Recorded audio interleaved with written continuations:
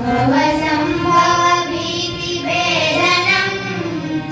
सुखसम्पत्करुणानिकेतनं व्रतदानतपः क्रियाफलं सहजानन्दगुरुं भजे सदा करुणामयचारुलोचनं शरणायातजनार्तिमोचनं पतितोद्धरणाय तत्परं सहजानन्दगुरुं भजे सदा निजतत्त्वपथावबोधनं जनतायास्पद एव दुर्गमम् इति चिन्त्यगृहीतविग्रहं सहजानन्दगुरुं भजे सदा